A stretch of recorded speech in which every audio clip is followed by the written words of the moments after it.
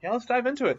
Hello and welcome, adventurers, to the Zulu's D&D stream. Every Monday, starting at 1-ish, we talk about D&D and all the delightful things in it. Up until now, we've been mostly focusing on running games, how to run them online, how to do improv, horror stuff, that sort of thing. But today, we're going to be diving into character creation, how to build the characters, how to play the characters, what's that all about. So those of you who are new to the game can learn about it. About oh goodness, 10 or so years ago, I got my very first player's handbook, third edition. It was this gorgeous book with all this information in it, just a wall of text. And I learned to play by reading through that book. And I don't know if you've read from cover to cover those books. They are very complicated.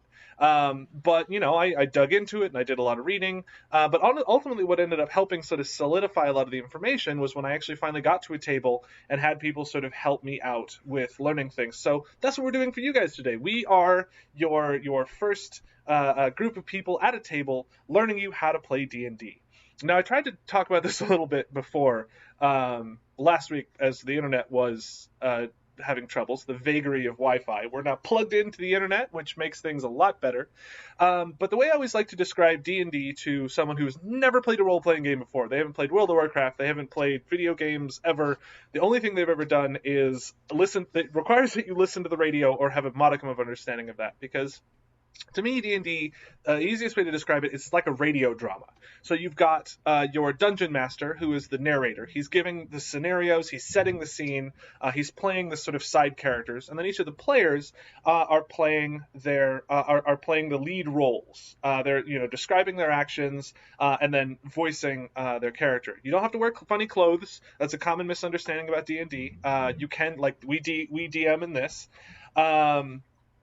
And then, so that's kind of the basics. You say, I want to do this, I want to do that. But then the conflict, the real sort of meat of that thing comes into whether or not you can succeed at tasks. For instance, an enemy is in front of you, and you swing at him with your sword. Now, it'd be easy to say you cut him down and he is no longer there. But did you actually hit him? All of that information is quantified in a variety of different numbers. And those numbers are exactly what we're going to be going over today as we create your character. Your character is all the numerical stats and some of the sort of the vagaries of them in particular, quantified into specific things with a little bit of RNG or to bring that character to life. So yeah, I rambled on for a little bit. Alex, do you have anything to add before we dive into character creation?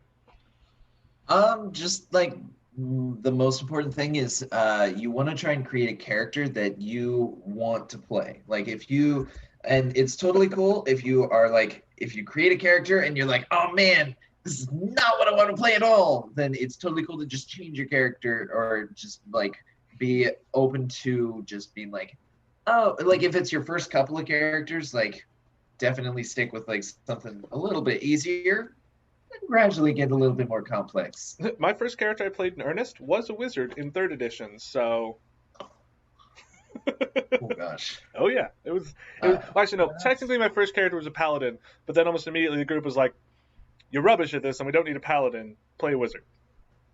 Jason, what do you have anything to add before we dive into character creation? One of the things, like, I think your description of role playing is pretty spot on. But one of the things I like to say is, like, basically all role playing games are cowboys and Indians with rules. You're just taking a role and you're kind of playing it, and you're just.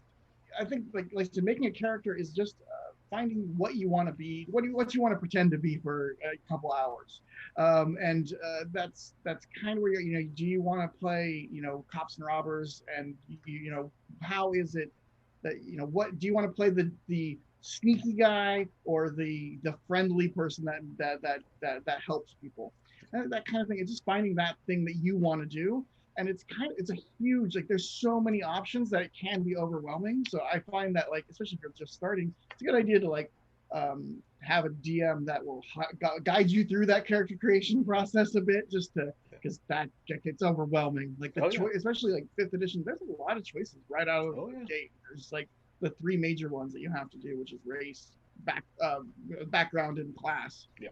And the nuances can get really overwhelming when you've never seen them before. Well, and to add to that level of complication, the character sheet itself is just a wall of text and small lines that it's very efficiently packed in there, but because of that, it becomes sort of intimidating. And actually, what we're going to be doing next week is going over the character sheet itself and filling that out, but with the sort of context of the characters that we've already created, so we can, it's very easy to say this is where you put your class, this is where you put your race, this is where you put your background, but if you don't know what those are, that doesn't mean anything to you. So we're going to get the context of what all the different chunks of character creation are, using D&D Beyond, which is an online tool that sort of is the digital version of the character sheets.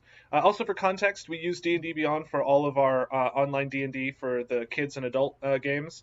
So that's where we maintain the character sheets. That's where we keep notes. I've been using the encounter builder pretty extensively to track hit points and initiative because it's really helpful. The only problem is if you refresh your screen, you lose everything. So yeah, that's fun. D&D Beyond can be overwhelming, especially for when you're first coming to it. Like if you want to try any homebrew stuff, like customizing things, it can be fun. That could be a whole thing in and of itself. Yeah. There's actually a really, really great. So D&D Beyond recently did a video talking about how to customize your character sheet, and it was eye-opening. I use it now a lot. You don't have to make homebrew stuff to make like interesting custom items. You can just go into customize and then change it. A lot of times I will give kids, they'll get items that are either sort of odd semi-magical items or mundane items that are sort of strange. And I discovered that if you go into, if you go into equipment, manage equipment, and then create a custom item, you can then change the name of it, and then you can change the value of it. So like one of the kids is making a pair of robo arms for his Warforged, and he has 600 gold worth of like materials to build these arms that he's been slowly sort of grabbing. Anytime he goes through a town, he's like, I need gears. Like, all right. So I created a custom item, called it Robo Arm Supplies, and then made the value 600. And I've just been tracking how much he's used on there. So yeah, I think we can give some context. Let's go ahead and dive into character creation. I think the only good way to determine who goes first is, Jason, you have that bucket of D6s, yeah? Yeah. Big one, right? So I need two things. Firstly, Alex, go ahead and pick even or odd. Even. Even. So Jason, could you roll a D6 for me? I can actually switch my camera. Oh, we got the dice cam. I was just gonna pull out my bag of dice and just roll some dice. Oh, you're. Oh, there it is. No, he's got the transition. Oh, look at that. and then the camera skitters he's around. got the OBS working now. Hold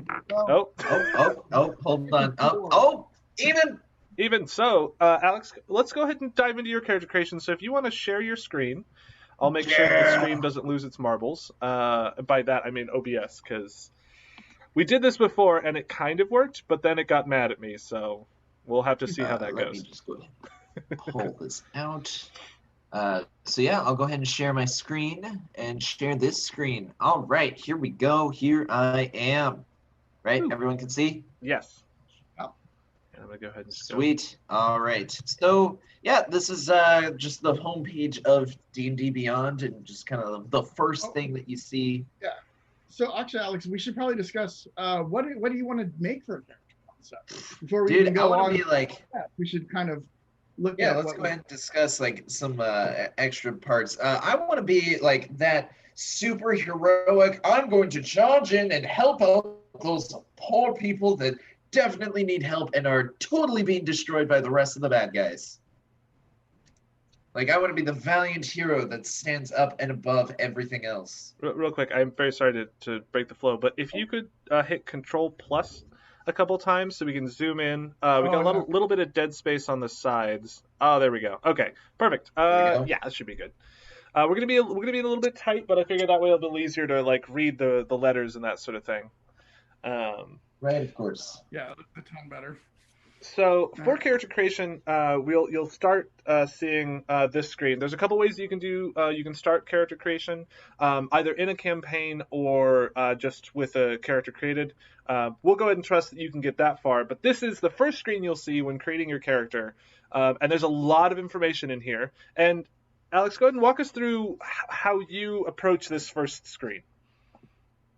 So the way I look at this is normally I'll be check marking a whole bunch of like, do I want homebrew content, critical role content?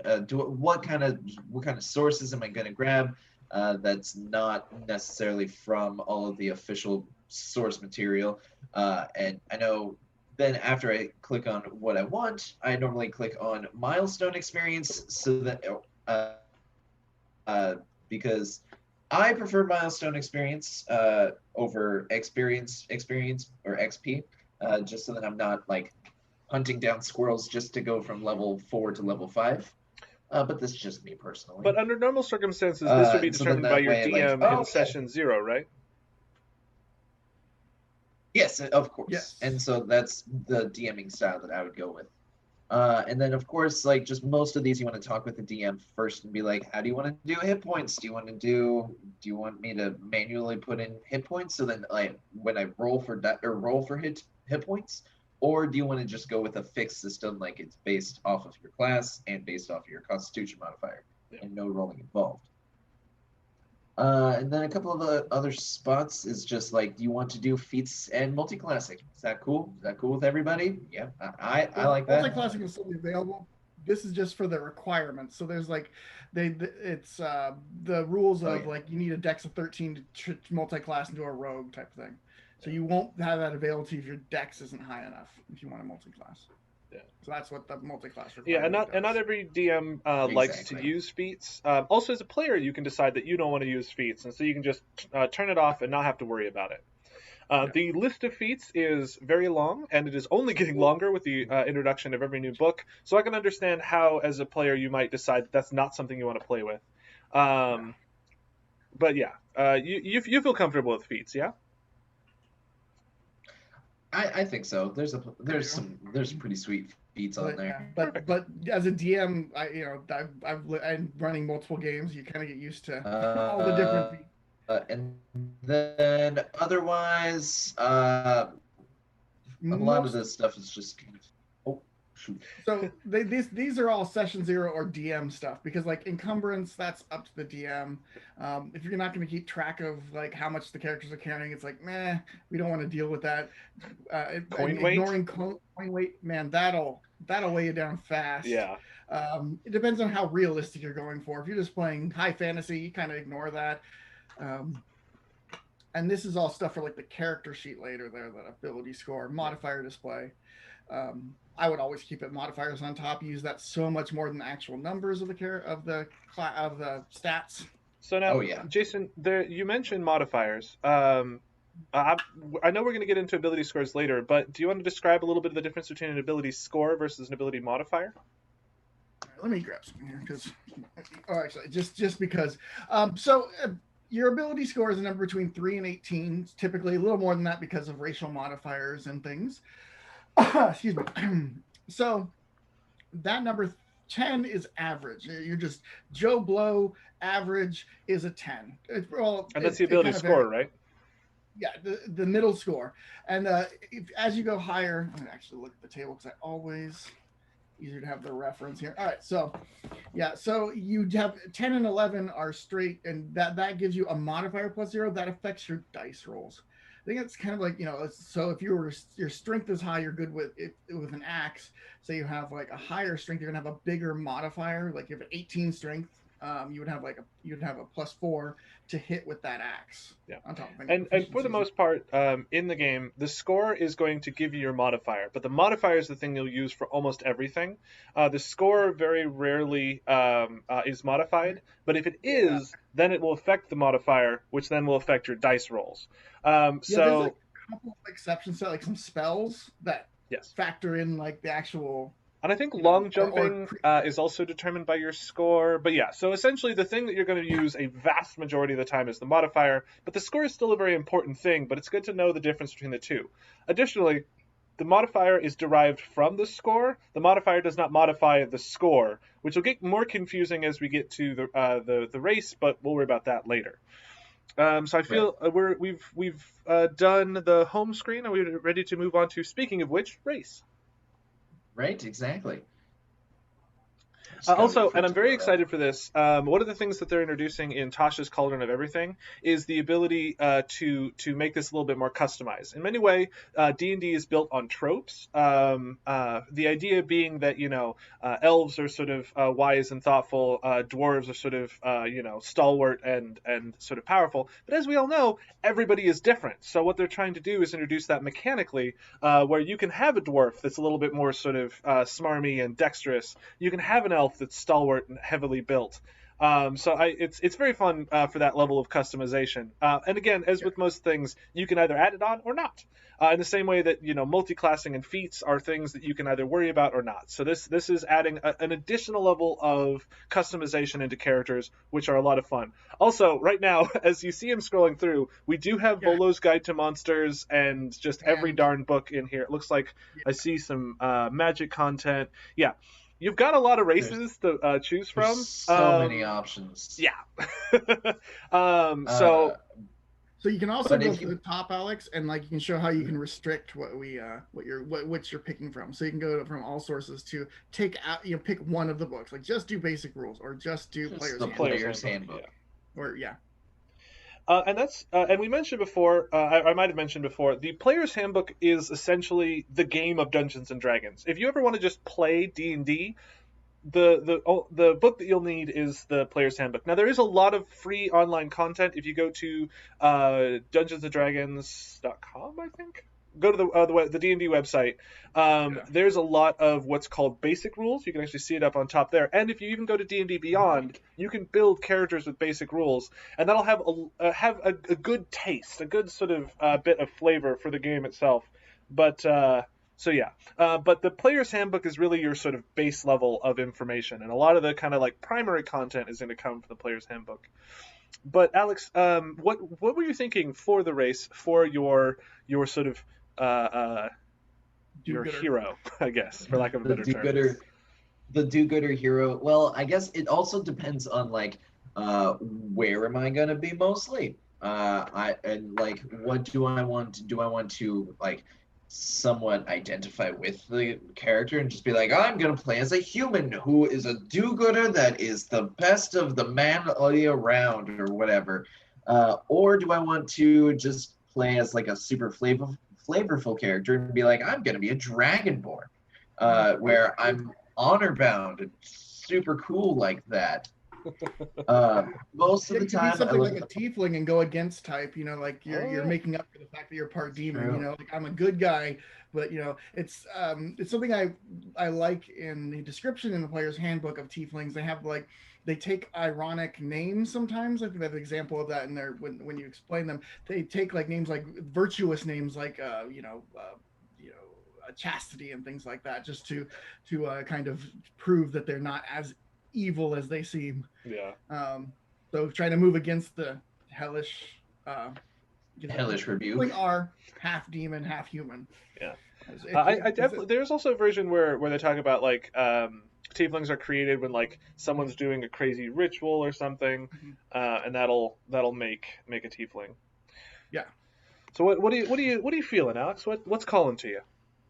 I mean, typically I just go with a lot of humans, so then I can go and kind of sneak around and or not sneak around, but literally be in most societies of and just not be like, hey, who's that weirdo over there? What's that guy? Because you're gonna have a very different role-playing experience if you are walking into a human village as a human or an elf or a dwarf. I think that also depends on the DM, though.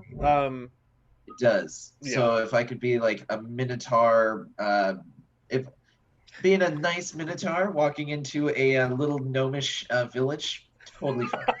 That would be hilarious. Although most of the minotaurs that they have for playable minotaurs are medium-sized. For context, every creature has a size category: tiny, small, medium, large, gargantuan, or huge, gargantuan, colossal. I want to say most humanoid. Sorry, say again. I was going to say tiny is a pixie or a small cat. Medium being or small being a regular sized dog or small dog, or a halfling or something like a hobbit. gnome, and then medium is your standard human size, and then large is like an ogre, like something really like giant. They tend to be in game terms, they take up that like bigger space, the 4 square, or like a 2 by 2. 10 feet? Yeah, 10 feet by 10 feet. Yep, 10 feet. Yeah. 10 by 10. Keeps going up, and then it gets ridiculous, and you want to run away. And conventionally, the monster of a Minotaur will take up, is that large size creature. They'll take up that 10-foot square. You're talking like 12, 14-foot tall kind of thing. Whereas the playable Minotaur generally tends to be a little shorter, which I'm not sure if that's a balance thing or just a fluff thing, or it's just a real pain in the butt to have a large size creature that is a player character. But regardless, I really want you to play a Minotaur that is a rogue, mostly because Tiny Hooves trying to sneak, it makes me laugh. Don't actually do that. Play your character you want to play. Also, how the different races interact with the world will be determined by the world you're playing in. For instance, in Ravnica, centaurs and minotaurs are very common things that are seen sort of all over the place. It's not unusual for them to be participating in a variety of things. Goblins, also in Ravnica, are much more sort of integrated into the sort of normal everyday thing, whereas in a place like Faerun, goblins and minotaurs are going to generally be seen as sort of things that would attack. It's the bad guys. Yeah, it really depends, like how the different things will interact with you just at first blush will largely be determined by the campaign setting you're in. Right. Exactly. There you go. There's some sizes. I put up on mine. Oh, I'll go ahead and stop sharing my screen so then you can. Is this one? It didn't break. Oh, that's perfect. Yeah. So yeah, there you go. Small, medium, large, and that's a cool looking Hydra looking guy. Oh, it's it's an old school. It's actually a toy that I turned into put an acrylic stand on and made a dragon. So very cool. The wings pop off, so it's actually multi-useful. Actually transportable. All right. If you want to go back to character, I just saw that and I was like, I have all these examples. All right, yeah. So exactly. Which I could go back to sharing my screen. I just wanted to check out Jason's screen just because he was showing the size comparisons.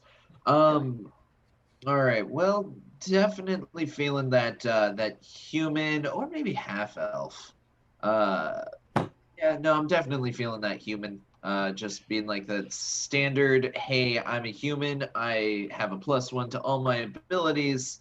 Where's that? Oh, you've got Ravnica content on as well. Yeah. So, I've got Eberron. No, sorry, Eberron. So actually, if you want to real quick, pop up to the top real fast and just turn on Player's Handbook so we can kind of talk a little bit about this. Of course. Without having all of the extra stuff. Right, exactly. Player's Handbook. Once you have picked your race, there are then sort of subtypes of those races. So human comes in 2 different flavors. There's the bog standard, or they're just the kind of the normal, the variant and non-variant, we'll say.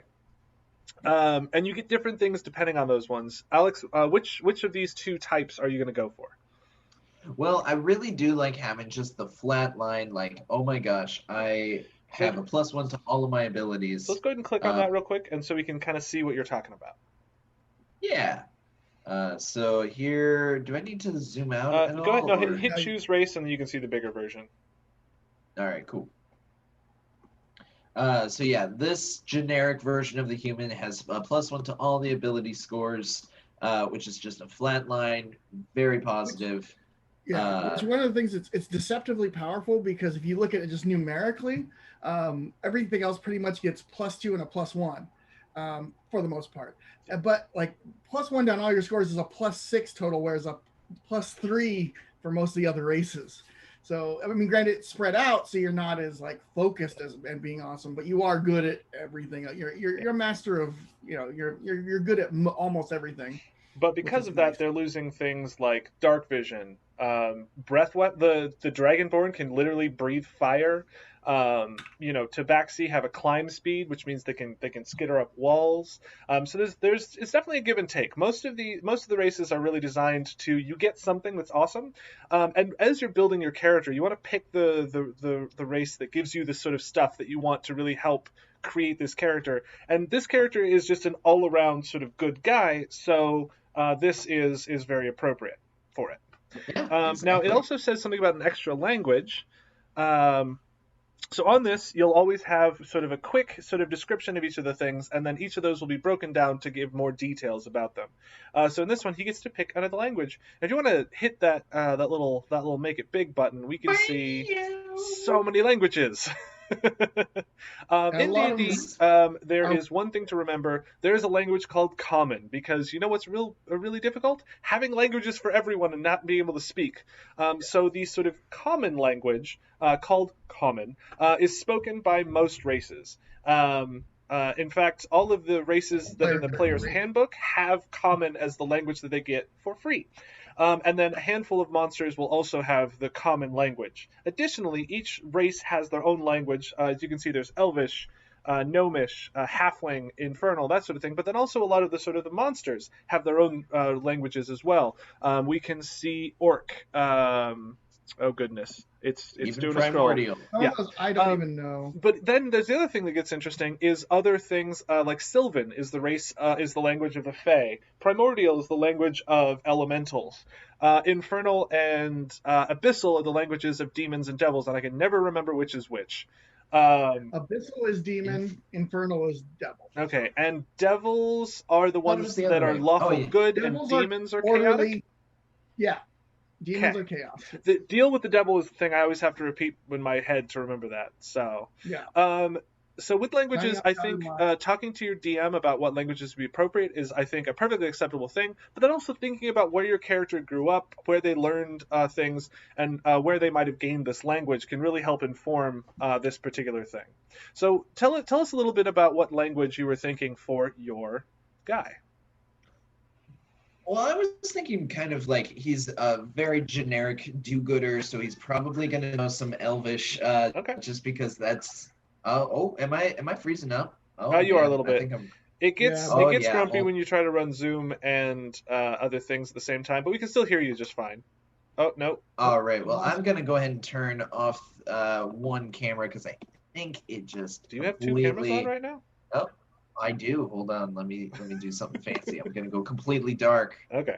Yeah, I think there's something funny with one of my cameras where it like unplugs, and so I'm like, oh shoot. There's my face There's my face, but here's my face. in the corner. Okay. So then I'll transform fit to screen. Bam! Now you can see me a little bit. You can see me a little bit better. All right, and this one is Go not back to going to sharing freeze. screen. I'm going back Okay, to there we go. sharing my. Hey. So, like, yes, and you can also see in the description for humans, they typically learn the language of other people that they're mostly dealing with. But, like, do I want to be, like, kind of a rough and gruff dude? Then I might want to learn Orcish and just kind of be like, oh, yeah, I know about those orcs. I can talk to them. Or do I want to be, like, really happy and just like, oh no, everybody's great. Maybe I'll do Elvish, or Dwarvish is just like rough and tough in the. Or you could take something really like celestial, where it's like you've communed with the angels, and so or the divine themselves, and that could be the language that as a do-gooder, that's another option there. That would actually fit really well with the idea that I'm going to be a paladin. Oh. So if that's your So you've actually finished the humans are pretty easy. You're done with all your choices, all your one choice. All one choice. Yeah. So go ahead and look at the next bit. Now we'll go over to class. So this one I am going to have to scroll out a little bit just to see the sheer number of classes. Well, there's only 13, but yeah, there are a bunch. It takes up the entire page. Is going to be so it's currently only in Eberron, but Tasha's Company Everything will have Artificer as a class available to all. But also they are adding a new subclass to it. I forget which what is it exciting. is. Yes, I don't remember either. There's 3 new subclasses coming out in Tasha's. So there are 12 classes. I like to break them down generally into sort of 4 categories. There are the martial classes, there are skilled classes, there are divine casters and arcane casters. Ultimately, the difference between divine magic and arcane magic is relatively subtle, so you can ultimately break it down into three. And then within each of those, there are different types. So, for instance, your martial classes are generally your barbarian, your monk, and your fighter.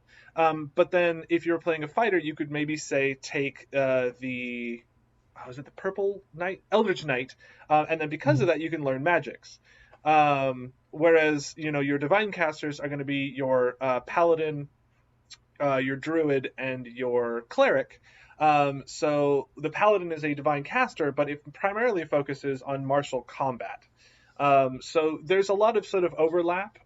Just for me personally, I like to break them up into those kind of four categories for people who are brand new to the to classes. And then the one that I also mentioned was skilled. By that I mean within D&D, you get a series of skills that your character is proficient in. You'll generally get 2 from your class and 2 from your background. However, a handful of those classes get additional skills. The bard and the ranger both have 3 skills they're proficient in, and then the rogue has 4 skills that they're proficient in. So that just means that there's going to be more situations where you're going to be prepared for the different tasks at hand that aren't necessarily combat-based things. So that's kind of how I like to break down my my classes, but that's really just a sort of personal thing. Ultimately, you get to pick one of these 12 or 13 if your DM allows it. And again, it's really that question of kind of session 0 is important, and the artificer is why. Now, Alex, you had mentioned paladin before. Do we want to Yes. dive into that and see what we can find? Well, typically paladins, stereotypically paladins are like the super awesome do-gooders that are just like, I know I've seen other like kind of comparisons of a paladin to being like a very close idea to a Jedi, because they have like a divine sense where they can sense out and detect Force users. And I've always been like a huge fan of Star Wars. One of the other things to connect them to that similar thing is one of the main things for paladins, they all have an oath that they need to uphold. It's part of and so that, I mean, it doesn't come in until second level. Was that Third right? level. If I remember. Third level, yeah. But basically, they have certain you're gonna be you're a holy warrior, which or a wizard knight, yeah. kind of, but you're divine magic. Yeah. Well, and it's less that you are holy and more that you have a specific cause that you are focused in fighting for. I think that was the very kind of nice expansion they did. In previous editions, paladins needed to be lawful good, which is alignment. Alignment is sort of especially in 5th edition, has become less of a sort of strict thing that sort of guides your character, and more sort of an informative piece of information about sort of how your character will react to certain things. And we'll get more into that into backgrounds. But suffice it to say that paladins in this edition are much more customizable, which I very much appreciate. So now, Alex, we're looking at a bunch of stuff. So we've got your paladin. It looks like it's level 1 right now. Let's go ahead, up at the top right there. It looks like we have some hit points. Let's talk about that a little bit. All right. So I was going to jump in here. So first level, you in 5th edition, you get max hit points. Was not true in older editions, which is super nice because the hit die for a paladin, you would roll a 10-sided dice. So when he levels up at 2nd level, he would roll a 10-sided dice, adding the Constitution modifier. So currently, because you haven't placed your stats, you don't have a Constitution modifier. You're going to be at a 10 as a paladin. It's different for like a wizard's like a 6-sided dice, so their max is 6 starting, or their starting is 6, and modified by their Constitution modifier. And as you level, like I said, as you level up, you gain more dice you roll a dice again for every level and get your max hit points increased. So, you think that covers it, Rob? Yeah. Or you have something else? Yeah. Let's keep on going down the thing. Sweet. And hit points look like they're detailed a little bit more there. Yeah. Ooh, right over here. Yep. You also have the option in the basic rules of just taking the default the middle score of median. 6 instead of rolling the D10 plus your Constitution modifier. And that's in that home page when it was talking about fixed hit points. It would take that 6 every level and apply that plus your Constitution modifier for your hit points every time you level up. Typically, that is a better deal. Yeah, Yeah, rolling bad. All right, so we got proficiencies next. Let's dive into that. I'm excited, mostly because this is where you get to start making decisions. So in the delightful game of D&D, your proficiency in equipment determines whether or not you get benefits from wearing them.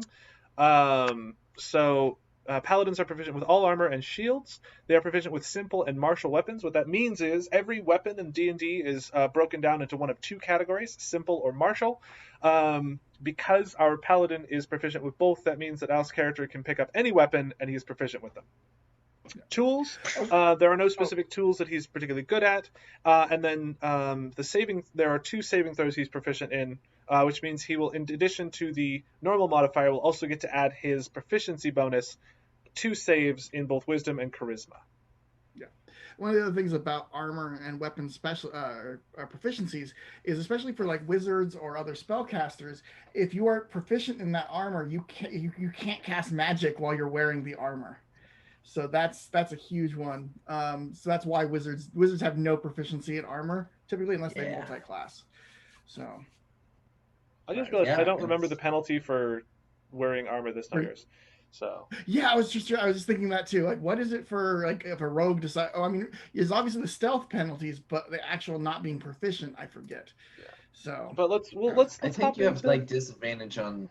I think you move slower because it's like kind of harder for you to move. Yeah, I'm just looking at proficiency. Yeah. You guys look. I'm busy sharing my screen. Yeah, I know. I got you. And so then, along with other proficiencies of like my saving throws, I can also choose skills, and the skills that you're proficient with are dependent on what class you're choosing. And so for a paladin, they can choose any 2 from athletics, insight, intimidation, medicine, persuasion, and religion. Oh my gosh, that's a lot of words that I just threw out. So really quick, Alex, I did find what happens. So if you wear armor that you don't have proficiency in, you have disadvantage on any ability check, saving throw, or attack roll that involves strength or dexterity, and you can't cast spells. Wow. Oh my gosh. That's brutal. It's a lot. Hardcore. Wear armor that you're proficient in unless you want to be bad at everything else. So I can't be a rogue in plate armor? You can, you'll just be bad at everything you try to do. Yeah. You got it. All right. Kind of Challenge bumbling around accepted. and bumping into things. Hopefully you don't have to run away. Challenge accepted. All right. And so, so all these skills, what the heck are these skills? They're just going to be a very short list. Thankfully, I'm not a bard where I can just be like, whatever 3 skills I want. So essentially, as my righteous paladin, do you guys want me to be explaining the skills that paladins are proficient with, or do you want me to explain kind of what I'm imagining my character as?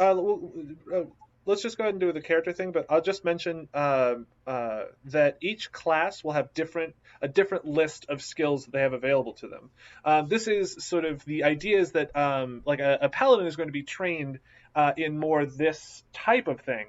Whereas, so a rogue would be much more better trained in things like sleight of hand and stealth.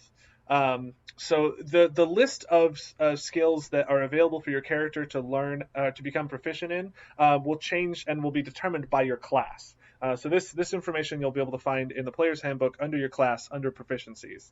But yeah, what skills were you thinking of going with for your character?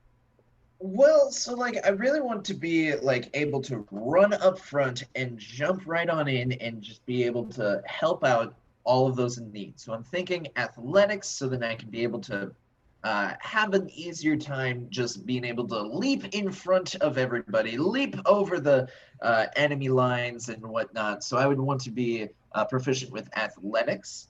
I would like to describe athletics as running, jumping, and climbing. Exactly. Which used to all be individual skills back in the day. Oh, but so now it's all under one roof. So I will definitely be the paladin that will be jumping. You could just call me Jumping Jerry. Yeah. And so then now the other skill that I want to be able to make sure that I actually know I'm talking to a good person, or I want to make sure that the person is like is actually a good person. Then I want to be like, hey, no, you need help, or the wool's not getting pulled over your eyes. Exactly. So I want to be able to have a good insight on people and just be able to read them out and just be like, are you Insight's a actually good good? skill for, like anybody who wants to know who's lying to you, or know that bluff. It's good for a gambler to know if they're holding the right cards, or if they're So I'll trying to also be really good at swindle you. gambling. It's knowledge of motivation. Yeah. So Exactly. All right. And then along with being a first level character, I get that fun little divine sense where I can sense the evil registers, or I just sense a whole bunch of fun things like uh, there's I have celestials, actually fiends, or undead. unnatural things, I guess, or things from outside our world. It's funny because it's not it's typically evil, but not obviously celestial tends to be like angelic or divine things, and you can sense them too. I would imagine they don't smell bad. Uh, Smell kind of Yeah, sweet. yeah. right, exactly. All right, and so yeah, And you'll then get one to use that. last, Yeah. what's up? Oh yeah. Go ahead. Oh yeah, there's no choice with the divine sense. I'm just I so like the thing is you just know the presence, kind of like how a force or how a Jedi can sense if someone is powerful in the force, but they don't know who exactly that person is. Yeah, and you also only get it's a limited number of uses. So it's one plus your charisma modifier, which we don't know yet, but yeah, and you Not get it yet. back when you finish a long rest. Right? And paladins they want to help everybody out. They have a helpful tool called Lay on Hands, where essentially you can restore hit points equal to your paladin level times 5. And yeah, you can use it on yourself. And there also is, if you show more, there's one other thing you can do with that. That's super Oh yeah, helpful. it's really good to remember the second Yeah, half. you can spend 5 hit points and cure the target of one disease or neutralize one poison affecting it. And so if you have multiple, and it has no effect on undead or constructs. Because you Before we only move heal. on to, I think it's ability scores are next. Do you mind if we go to the big screens for a sec? All of us? Oh Oh, yeah, there we just go, perfect. So a lot of this so D&D Beyond is great about sort of showing you what you have access to, and showing you all the information. But if you say have the player's handbook, you might be wondering where in the world we get all this information. So if you go to part one under classes, it will have a chart, and on that chart, you'll have all the information on what you get depending on your level. So on here, under next to one, it says Divine Sense and Lay on Hands. That would be if you were using the paper version, how you would know what things that you would have at that level. Um, so just as a quick aside, and all of the things of like, you know, what other class features you have are here. So, and we'll go over that a little bit tomorrow. Sorry, next week on how to get the information. Right now, we're just kind of going over the basics of building the character. Did we lose Kenny? Alex had to run, he had to take a little personal time because he has a bathroom break real quick. There we go. Really quick, I wanted to show you also on D&D Beyond. Oops, I kind of scrolled up a bit. I'm sharing my screen. Oh yeah. Really, is that they actually have it if you have the player's handbook or in the basic rules, they will have this kind of description, but it has that paladin table you were just talking Perfect. about. Yeah. And so you can look at this. It's very helpful, especially you can see like at second level he gets spells, Yeah. and all the stuff that you get. You kind of like look through and you can see all of that stuff and click through over here. It's pretty handy. But Yeah. also in the book, of course. But I just thought I'd share that real quick. Yeah. Also, actually, if you can switch back to that for a sec. Oh yeah. We've been talking a little bit about proficiencies, and again, we'll dive into this more as we get a little deeper. So essentially, what that means is, and I figure this will be a perfect opportunity, is so when you are performing any action, it will fall under one of 6 categories: strength, dexterity, constitution, intelligence, wisdom, or charisma. And then there can be further subcategories beyond that. So, for instance, if you're trying to determine someone, whether or not someone is lying to you, you would use what's called the insight skill. Insight is affected by wisdom. So, if you are not proficient with insight, you don't have a proficiency bonus to insight. So you would just roll your wisdom modifier. Sorry, I say roll. By roll, I mean you take your 20-sided dice, roll that, and add your wisdom modifier to it. And then if you are proficient in it, you will add your proficiency bonus. Now, you'll see there under the paladin, I'm pointing at my screen like you can see what I'm pointing at. But next to first level, there is a thing, if you scroll up just a tiny hair, there it is, proficiency bonus. So anything that you've become proficient in, you're going to add that proficiency bonus to. So because Alex's paladin is proficient in insight, if he ever needs to make an insight check, he would roll a 20-sided dice, which is this one. Nice tattoo. Thank you. So you would roll the 20-sided dice, you would add your wisdom modifier and your proficiency bonus because he is proficient in, that one. He is proficient in insight. We'll get into calculations later, but that's just kind of the basics. That's why that proficiency bonus is there. That's what we're talking about when we talk about proficiency. That proficiency bonus goes into the things that you've marked. And while you brought up the proficiency bonus, I wanted to bring up a little thing about tiers in D&D, because it's kind of like first through fourth level is like the first tier, because they get +2. But once you get to +3, it's kind of the second tier, and it maxes out at the end at +6. All classes go the same. Like at level 11, you're gonna have a +4 to proficiency. The tier thing is only really important if you're kind of like you're a little more equal if you're somewhere in that tier with other players of that level. So like a character at 10th level is gonna have a hard time playing around with a 3rd level character because they're going to be way more. And actually, if I remember correctly, Adventures League, which is like the organized play for D&D, will actually divide things up into those tiers for playing. So you can basically join a group, and if you have a tier 1 character, you're between levels 1 and 4, and you can expect to fight things between level 1 and 4. So all right, let's hop back into building Alex's character. Sure. Sweet. All right, and so I'll go ahead and jump back to sharing my screen. So we just figured out, so we are making first level characters, right? Yeah, we'll go into leveling up a little bit later if we have a chance. But for now, we'll just build a first level character. Actually, leveling up is a fun aspect, so we'll cut that. I think we're ready to move on to the next aspect. We got your class figured out. We got all the stuff in your class. We've made the decisions for your class. Now for ability scores. This is the meat and potatoes of your character. This is going to determine what your character is capable of. I've heard before, and I love this as a comparison, how each of these 6 abilities interact with a tomato. So if you'll indulge me, your strength is your ability to crush tomatoes. Your dexterity is your ability to dodge tomatoes being thrown at your head. Your constitution is your ability to eat tomatoes, or it will determine how many tomatoes you can eat until you throw up. Intelligence is knowing that a tomato is a fruit. Wisdom is knowing not to make a fruit salad full of tomatoes. And then charisma is your ability to convince someone to eat that fruit salad full of tomatoes, you monster. So this is essentially a sort of numerical breakdown of the different aspects of your characters.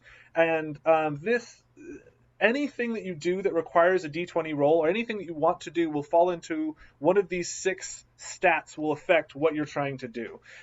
So this is kind of the building blocks of your character. Now, there's a couple different ways to obtain these pieces of information. The very classic and sort of random way of doing it is to take 4 6-sided dice, to roll all 4 of them, take the dice that rolled the lowest number, remove it, and then total those numbers together. So if you rolled actually, Alex, do you have, or Jason, you have your dice set up, right? Yeah, I'm gonna grab some dice here, grabbing them. So Alex, I've got a bunch of tiny dice. Yeah, if you want to turn off the screen sharing for just a sec. Yeah, so we can show some dice. Yeah, if you could go to your dice cam, screen here. give them a throw. And I'm gonna move this there it is. And I'll move you guys back. Yep. All right. Move back.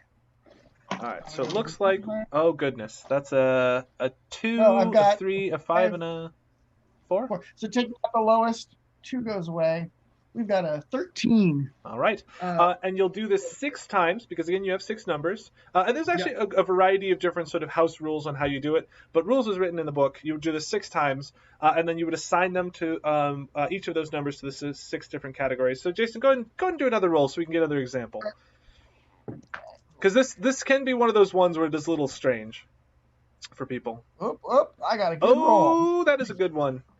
Um, We're so, two, and we've got 17. so the I'm reason almost that's a at the good roll is because you're rolling four dice, four six-sided dice, and taking the lowest one out. That means that the most you can possibly roll is an 18.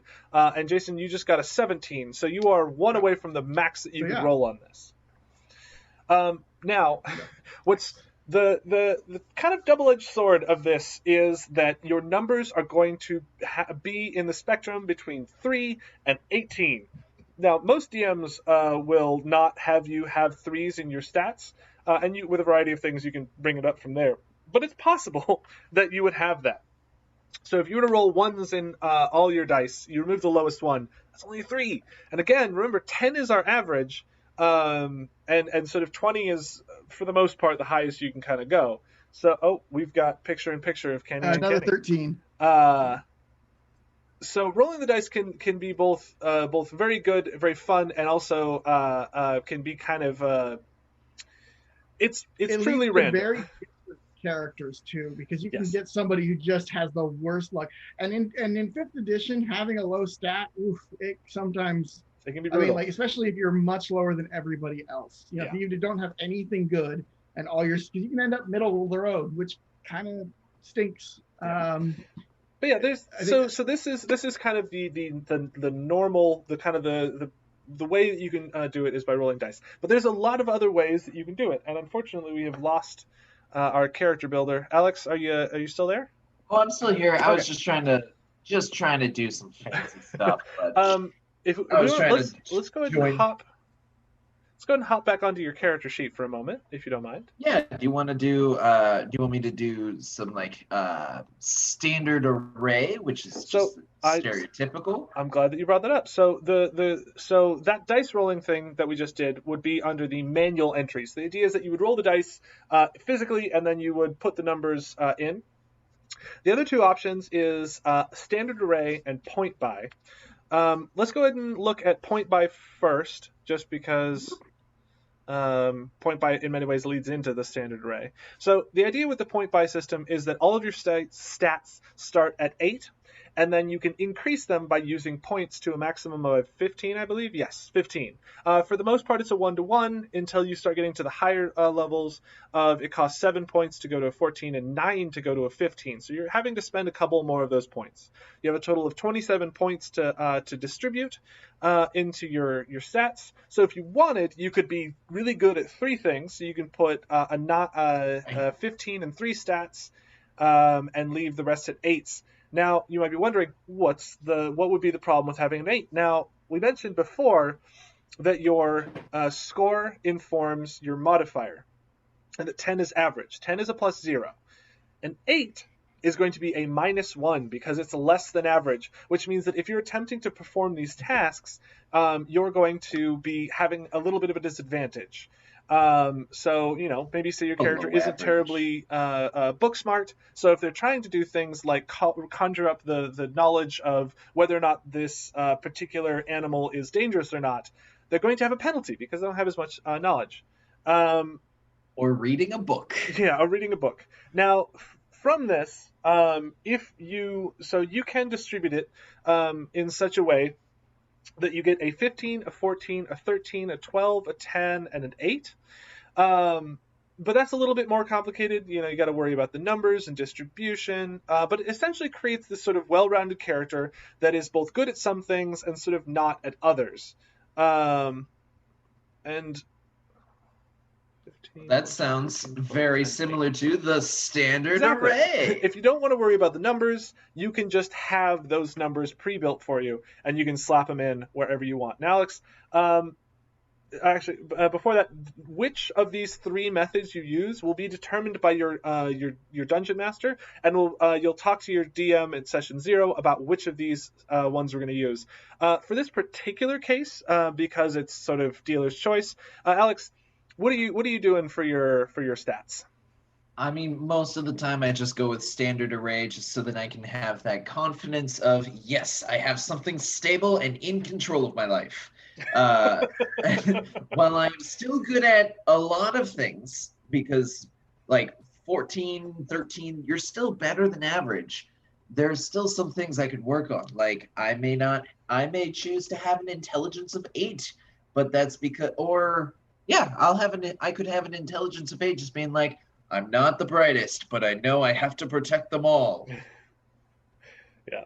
Now, what's also fast? So we've got our numbers. We know how we're going to get our numbers. Now, if we noticed before, actually go ahead and slap that 8 back in intelligence real quick. You got it. I'll slap that 8 back there. So now, if you scroll down to your intelligence, there's a lot of numbers. There's cropping up here. But if you'll notice, the total score there, again, I'm pointing at my screen like you can see my hand, is a 9. Now, if we remember way back to when we were talking about race, you determine, so you get that racial bonus of a +1 to all of your stats. So that means if you put an 8 there, that 8 becomes a 9. It's not to be confused with the modifier, because the modifier for a 9 is a -1, which is determined by either by a chart or a much more complicated math equation that we're not going to get into right now. But suffice it to say, and actually I think we'll talk a little bit more about that next week. So we'll figure out how we got these numbers. We're drawing stuff now. So that racial bonus of +1 increases your base score of 8 up to a 9, which then is what determines your modifier. So that's how those works. Any of your racial bonuses go into the score, not the modifier. So now that we've established that, let's go ahead and scroll back up to the top. And where were you? You got these numbers. Where are you thinking of putting them? So I really want to be that big, strong, tough guy who wants to stand up for the people, right? Yep. So the strength is very, very straightforward. Like how you were saying, how easy is it for you to crush a tomato? So I feel like I would definitely want to have a strength be one of my highest characteristics, just because, or my highest abilities, because I want to be the strong one for people to look up to, and also save the day. Okay. All right. Oh, and really quick, while you're not going to have it at this level, for most characters, if you're a spellcaster, you're going to want to know what attribute it uses, because that's pretty important. And so for a paladin, you actually use, what is paladin? Charisma! Okay, charisma, yes. So that's something to keep in mind, because when you do want to cast spells, that'll determine your ability to hit if with a spell attack, or the difficulty to resist it. Or the strength of healing if you're using healing magics. Yes. Yes. True. Any modifier that you would help is going to come from charisma for a paladin. It's intelligence for wizards, different things. Yeah. Which will then influence my second option of what do I want my second highest score to be. I would definitely want to be able to influence my goodwill on the people and be able to. I was gonna say, if you didn't have a high charisma, I would question what you were doing. Yeah, of course. I want to project. No, I am the best. I am your savior.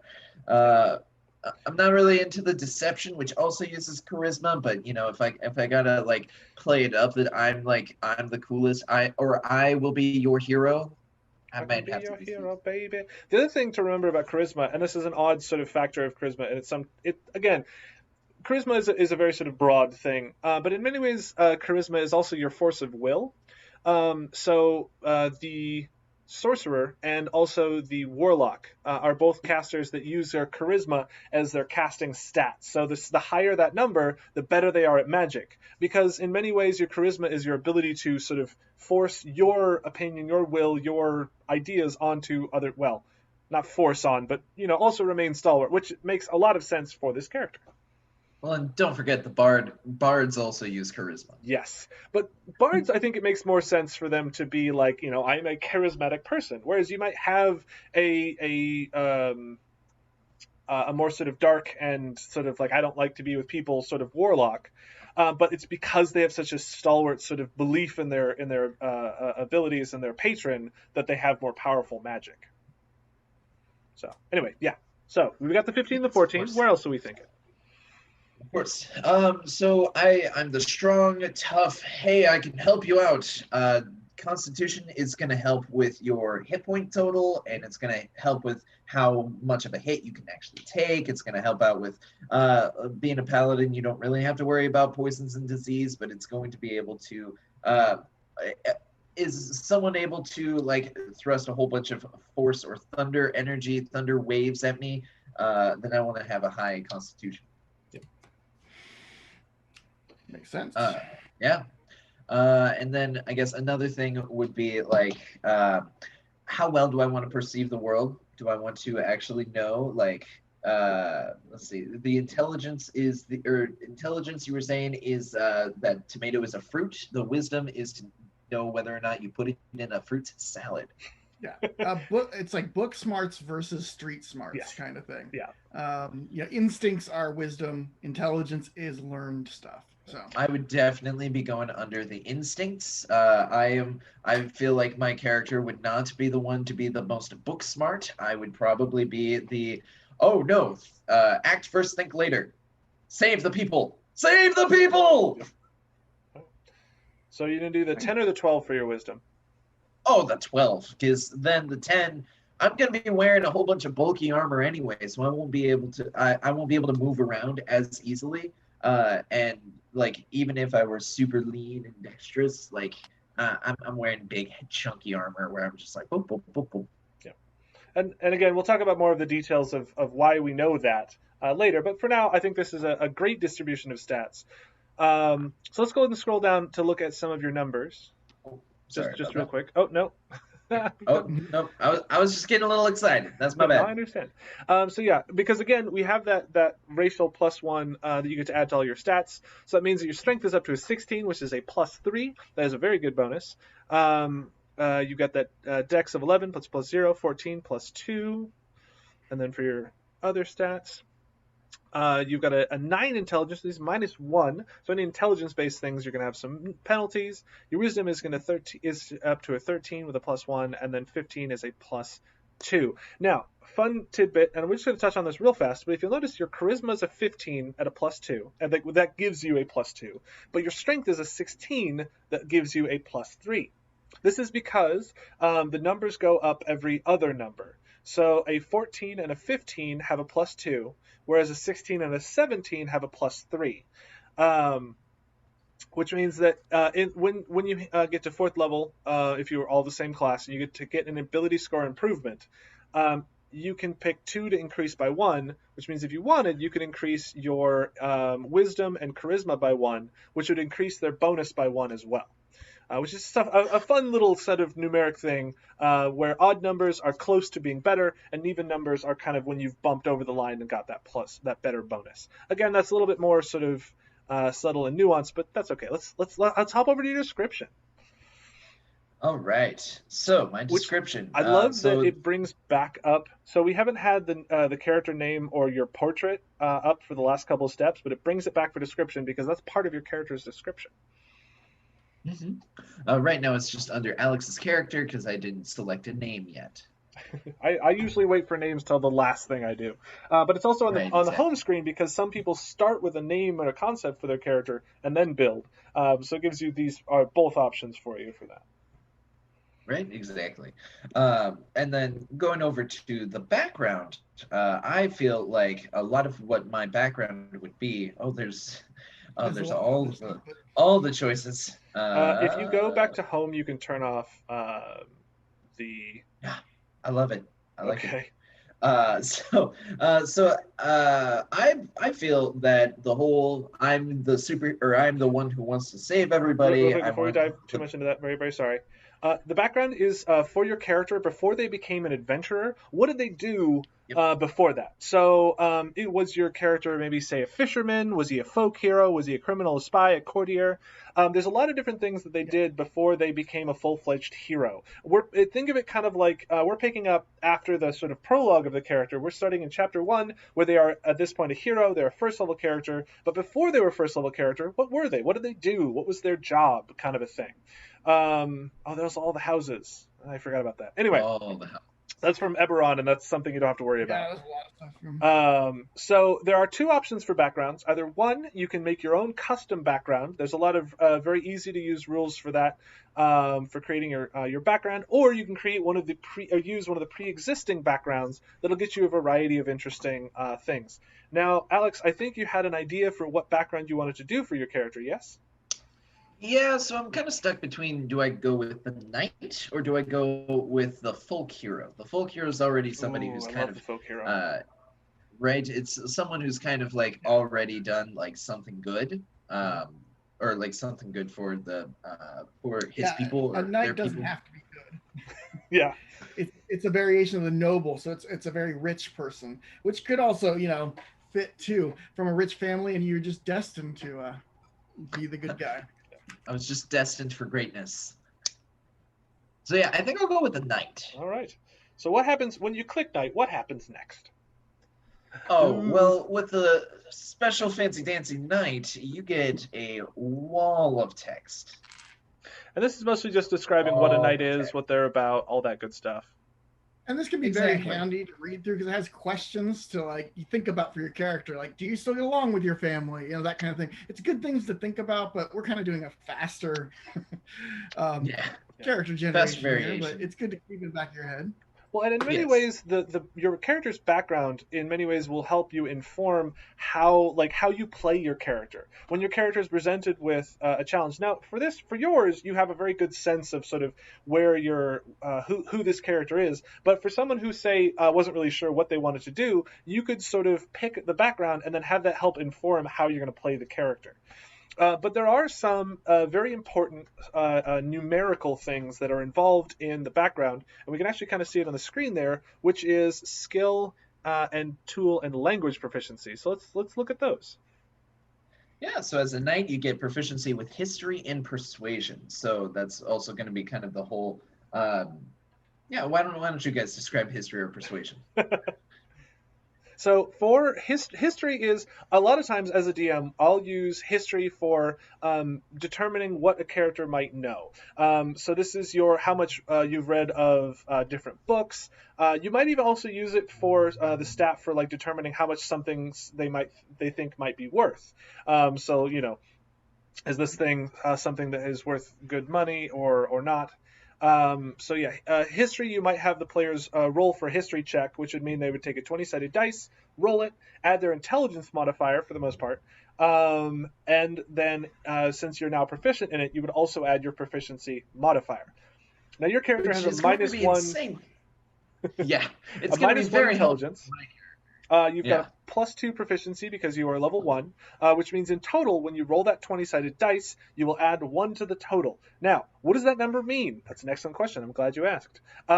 You didn't. I did. Anyway, the Dungeon Master will determine the difficulty of having information, and then from that, assign it a numerical value. For the most part, a very easy task is going to have a difficulty of 5. An easy task will have a difficulty of 10. A medium difficulty is 15. A hard thing would be 20, and then a very hard would be 25. So say knowing if you look at a banner and you're like, oh, that has the picture of a lion's rampant on a blue background, that might be a difficulty of, say, 10 to be able to know who that is. Which makes sense for a knight because knights need to know the different heraldry, they need to know history, they need to kind of know what's going on. They need to be knowledgeable of the rules of the land to make sure that they're following those rules for the most part. And this represents, you as a knight represent kind of this history represents part of your training as becoming a knight was learning about history. You would roll a d20, you would add your 1 to that, and if you hit a 10 or more, you would then be able to, I would be able to, as a DM, tell you, oh, you know that is Count Grzinski, that's his heraldry, so therefore that person must be part of the Count's thing. Now, whether or not Count Grzinski is a good person, a bad person, all that sort of stuff, that might require a more advanced difficulty. So, say, a difficulty class of 15 would be needed to be able to determine that information. So if you rolled, say, a 13, I could tell you that this is Count Grzinski. But if you rolled a 15, I would be able to say Count Grzinski is known as a tyrant in the lands. His knights commonly will sort of raid and pillage depending on their sort of whims. So that's kind of how that works. And then perception is one of the most used skills. It is your ability to notice things. Right? But I get persuasion. So I don't get to notice things very well. No. I just know how to talk to people. Yeah. So I can persuade them into standing behind me so that I can take the full frontal point of damage. Yeah, and again, so anyone at any point can try to think back to what they know or try to persuade someone of something. But this character has been particularly well trained in persuading people what to do, and that's represented by adding that proficiency bonus into your skill rolls when you make that. And again, because persuasion is a charisma-based thing, you go back to that sort of baseline stat. You go for your charisma modifier, proficiency modifier, and then you would add that to it. You have a charisma of a +2, you have a proficiency of +2, so you're adding 4 to any time you roll a persuasion check. Mm-hmm. Next, you're proficient with some tools. Right? And by tools, I mean game set. Yeah, so I get to know how to play games. Am I really good at rolling dice? Am I really good at chess?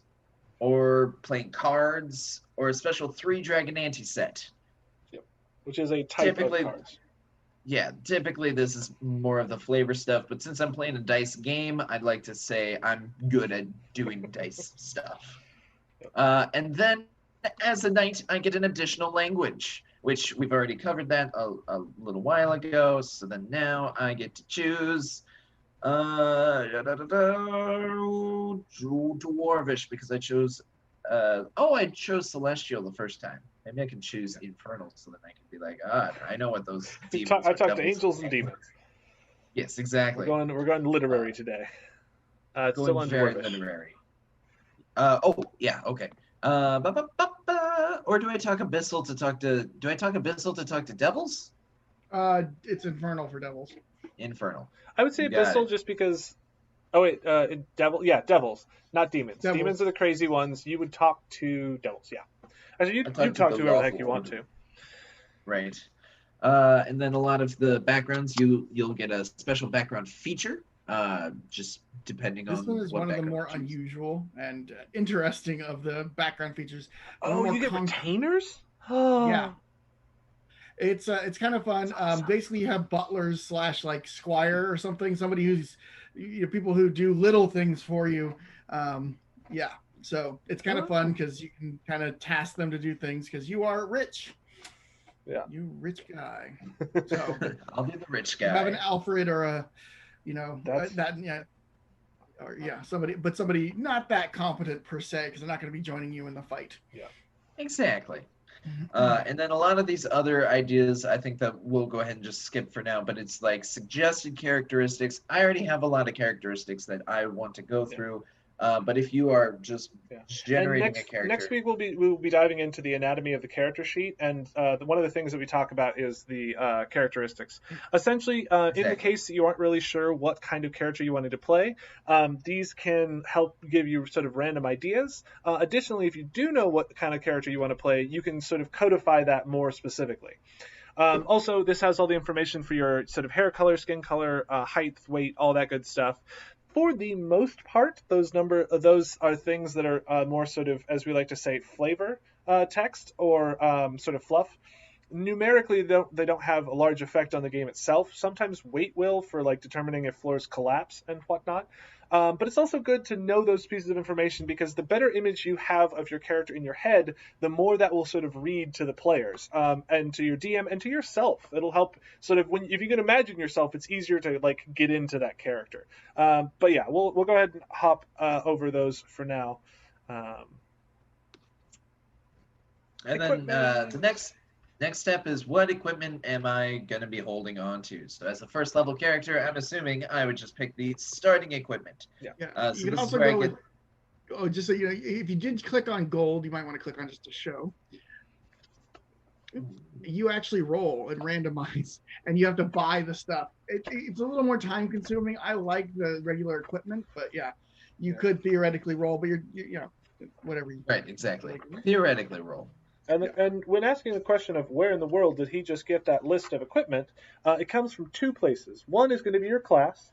Your class will give you a series of options, which you can see is this first one, the Paladin starting equipment. And that'll be, again, in the player's handbook. That'll have the details of what options you have. And then if you scroll down a little bit farther, it also says Knight starting equipment. The Knight starting equipment, you don't really get many choices. It basically starts you off with things. It also determines how much gold your character will have as they're starting out. The Knight is particularly wealthy when they begin with 25 gold. Whereas, say, a class like a hermit or a background like a hermit or what are the urchin would have much less gold, maybe 5 or 10. So yeah, let's dive into the different things. We've got some options to pick. Yeah, I know for my options, I could pick either a martial weapon and a shield or two martial weapons. I feel like while it is cool to be swinging two swords a whole bunch and just be like, "Rah, rah, rah, rah, rah, rah," I definitely like feel that. like, yes, exactly. I feel like some of the more heroic knightly stances is to pick a martial weapon and a shield. But what martial weapons can you pick? A whole heaping list of martial weapons. So typically, if you have a martial weapon, or if you have a shield, you'll want a weapon you can hold in one hand. You don't want to try and carry around a two-handed sword while also trying to hold a Well, and shield because specifically within life the gets rules, you awkward. can't. Yeah, You cannot both be wielding a shield and a two-handed weapon, as you do not have enough limbs for that. Which is part of the reason why one of the characters is currently trying to build himself an extra pair of arms so that he can wield a shield and multiple weapons. But yeah, of course. And so if you're playing as like a divine class, that really depends on like a god, or a deity. Like typically, I would go for like swords if my gods really like swords, or hammers if my gods likes hammers. But for my character, I want to be carrying a sword. I'm big, strong, and I will swing a mighty sword I like it. because You've got your that's just shield and your longsword, and it looks like we I have another do. option down here. What's our next option? 5 javelins or any simple melee weapon. I like to travel a little bit lighter. I know that if I accidentally drop one of my weapons, then I'm happy to have a backup. And so as a backup, I would probably be carrying around a little dagger. You know, as Oh, a interesting. Okay. so then I can have a longsword, and then when I drop it, oh, I got a dagger. Oh, it's a tiny longsword, but it's still a thing. Uh, and then there's a choice between like different types of packs that you can carry. So like a priest pack is to like are you well, I typically like the explorer's pack because it's like how good are you at camp, or are you prepared to go camping? Because I certainly am. And as you can see on the thing there, and actually, if you could zoom in one more time, so it's a little easier to see the text. Every pack will have a different a handful of things in it. So, for instance, this one comes with a backpack, bedroll, a mess kit, a tinderbox, 10 torches, 10 days rations, a water skin, and the pack has 50 feet of hemp rope on the side of it. Also, the details of what those things are, like a mess kit, can be found in the player's handbook under equipment. But these packs are essentially groupings of equipment that make sense for that particular character. Also, I love this. By far is probably my favorite thing for 5th edition because I used to do this in 3rd edition, but I had to specifically custom make the stupid packs. And it was a giant pain. And they've done it for you, which I love so much. If you want to click on the priest pack just real quick so we can have a quick look at what's inside there real fast. And you can see in equipment, it has all of those packs detailed. So you can see what's in them without having to click on them if you want. But yeah, so this one's just, it looks like a backpack, a blanket, candles, tinder box, alms box, 2 blocks of incense, a censer, which is where you burn the incense, vestments, 2 days rations, and a water skin. Also, for those of you who don't know, a water skin is a medieval water bottle. It is a skin used to hold water. It's called a water skin because it was generally made of like a bladder or something. Yeah. So yeah. Fun, So those are packs. fun They're video. awesome. And as a paladin, I get chainmail armor, and which is very nice. It's heavy. And I also get a holy symbol, so I'm gonna get to choose what type of holy symbol. Yeah, What's up? the differences on these are kind of weird. So an amulet is literally like a thing you wear around your neck on like a chain. The emblem is something you wear. It could be emblazoned on your shield. You know, it's the symbol of your whatever. Reliquary is like a bone or a tooth or something from a saint or a cherished person. It could be a fingernail or something. Yeah. And then holy symbol, of course, is a holy symbol. You just hold out your whatever it is. Like a physical item. Yeah. I like the idea of my emblem being on my shield, so that I am the righteous. I have my emblem on my shield. And And I'll holy have a- symbols are important for casting spells and will be brought up later. Um, uh, I think I'm going to be playing a caster that will use it, so we'll get more into what that means later. But yeah, it's a good thing to start with. All Oh, right. and then yeah, for your gear for being a so your background will generally cover your sort of basics because this is when you get things like clothes, a signet ring, scroll of pedigree. You're like a dog. No, so you're not like a dog. I just find that funny. And then of course your gold. So different backgrounds will have different starting equipment, kind of to try and kind of show this is the things that your character has collected over time. So yeah, let's go ahead and add that equipment. And I think your character may be done. I think so. I just have to equip all of my equipment. Yeah. Because then otherwise it doesn't show up on the actions for the character. If you go to your character sheet, then you can equip it there. Right, I know. But okay, I'll go over to view my character sheet. And then I will equip on the character sheet. Did we name you yet? Nope. And we right now I'm Alex's character. Ooh, Alex's character. Cool I don't know how many times I've done that. Also, a fun detail of D&D Beyond: if you leave the character line blank, it will automatically fill it with the no-named hero, which is awesome. I love that detail. So this is going to be the character sheet that I've got for the most part. I'm just going to click over on equipment, and then I'm going to scroll down because right now my actions, I can punch people. I'm pretty good at punching, but I've got other things that will help me out in combat a little bit better. Yeah. Like I can wear some armor. I can hold a dagger. When you equip the chainmail, it added a little disadvantage symbol to your stealth. Oh no! So yeah, because it's heavy armor. Just as a thing. So if you unequip it, it'll go away. But so when you're not wearing your chainmail, you can be a little sneakier. I do like that. Right. The big angry red D is very helpful. Okay, so actually, this is going to be a great way to kind of look over this real quick. Let's have a quick gander at some of your skills. So before I was talking about history and that +1. If you'll notice, it already says, well, a couple things you'll notice is there is a little pip, a little dark circle next to history, and then it has a +1.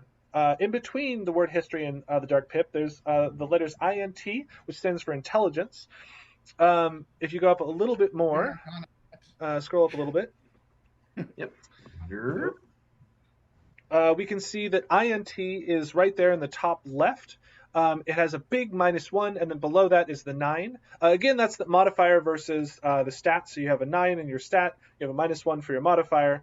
But if you'll notice, your history has a +1. That's because your proficiency bonus increases it, it'll increase it by your proficiency bonus, which is in this case a +2, with the -1 for your intelligence, with a total of +1. All of that is to say, when someone if I were to ask Kenny to give me a history roll, he would roll the d20 and add 1 to it.